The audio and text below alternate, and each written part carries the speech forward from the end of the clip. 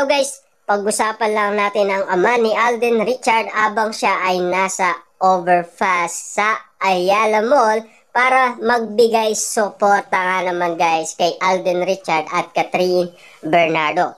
Spotted nga naman sila at siyempre, kitang-kita naman natin guys na kasama niya ang kanyang bunsong anak para suportaan nga naman guys si Alden Richard at Catherine Bernardo. Hindi tulad kay Mami Min Bernardo guys, siya ay nasa harapan, 'di ba? Kasama niya din ang kanyang anak at dalawang apo at sinusuportaan si Catherine Bernardo. Spotted nga naman sila guys para magbigay nga naman suporta sa kanilang mga anak. Kitang-kita naman natin guys kung paano nga naman sila kasaya, 'di ba? Lalo-lalo na si Mami Min Bernardo at lalo-lalo na guys ang kanyang mga apo.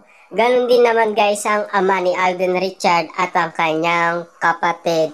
Kita naman natin guys na spotted at nag-enjoy nga naman sila dahil hindi nga naman makasiksik umano ang ama ni Alden Richard at ang kanyang kapatid dahil mas gusto nila guys na nasa taas sila para kitang-kita nga naman, para at least may mga space para sa mga katagahanga umano guys ni Alden Richard, diba? At Catherine Bernardo. Kasi guys, dagsa nga naman kasi ang mga Catden fans na nauna umano at siyempre may mga pabalon pa para itaas nila para magbigay suporta kay Catherine.